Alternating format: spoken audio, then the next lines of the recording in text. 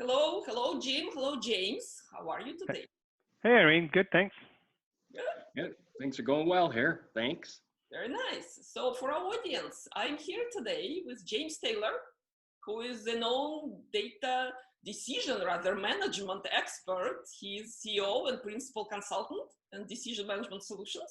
And he's been a leading expert in decision management worldwide for a number of years now, I would say. So James, thank you so much for joining.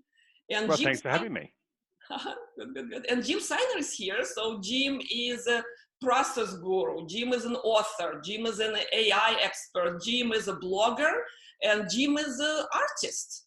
So the latest blog we did with Jim is about his AI in art and music explorations. It's on top of being a technologist, guru, and author. So Jim, thanks very much. Thanks for joining. Well, it's great. And James and I have had a history of working together, and I've watched his career and the knowledge that he's creating out in the marketplace to help clients, has been, something that I've paid a lot of attention to, frankly. Exactly. I do too. So we're very lucky to have you both here today. Fantastic. So James, you've been recently into decision management turned digital. So I know some of the analytics call it digital decisioning. And please talk to us. What do you find in digital world that we haven't seen in decisions before? Where are we going with this? Sure. So, I mean, the recent focus, obviously, a lot of companies are very focused on digital transformation, right? How do I digitize everything? Digitize my data, my channels, my customer interactions. And what we find is that one of the things they neglect often is the decision-making they have to digitize. So they end up with a digital process that's storing digital data and digitized documents that routes things to people, as a colleague of mine used to say, essentially as a digital manila file. And then someone has to decide, are they going to pay this claim or what to say or what letter to send? And so they're neglecting the decision-making elements of all of this. So they don't really get the full value of a digital transformation. So what we try to do is tie decision management, this idea of identifying, managing, and improving decision-making explicitly and focus that on, well, how do you embed that in silicon? How do you digitize that decision-making? And so the value proposition then is to say, it's the one last piece of your digital transformation is how do you digitize the decision-making that will drive your processes forward, drive your customer interactions, let you personalize your customer interactions. And I've just, written a new book called Digital Decisioning, which is really trying to sort of tie everything we've learned the last 20 years in managing decisions and using rules and using analytics back to that theme of how do you digitize this decision-making.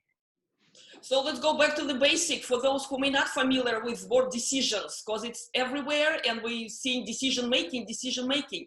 So let's talk about what do you mean by decisions? I think I know the answer, Right. but please go.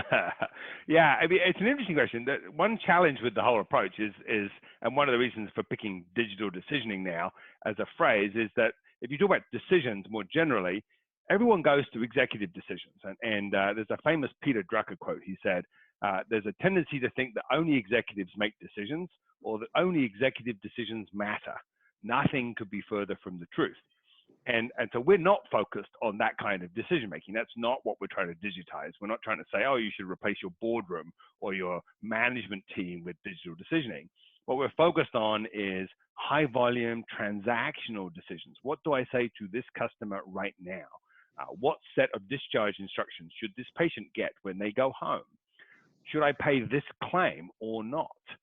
So very, very focused, repeatable, transactional decisions. So, we generally say it should be a decision about a single thing, a single customer, a single interaction, a single machine, a single transaction, and that you want to make repeatedly. You got to make it over and over again. You want to make it consistently, and you want to make it accurately.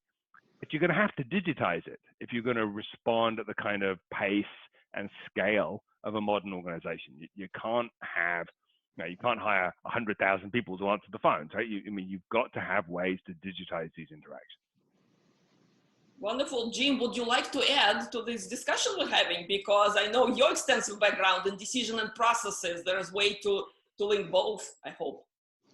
Yeah, and particularly when it comes to evolving decisions. So, I think James was talking about those operational decisions that we have to make every day to keep our profits up, to keep our costs down, keep our customers happy, all the things that are around our desired business outcomes.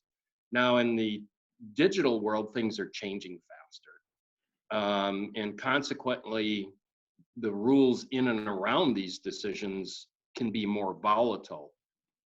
So what I'm trying to study is, do we allow algorithms, AI, help us make the changes in the rules and the models around decisions?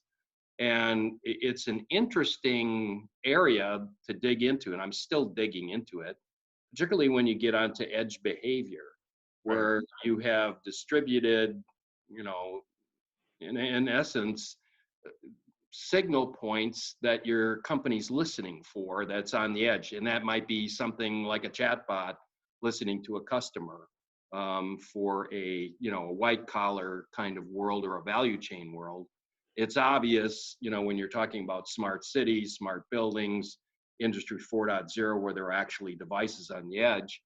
But the idea of, how do we allow the agility to be driven into the decisions when we believe that model decisions are extremely important, because you got to get it right.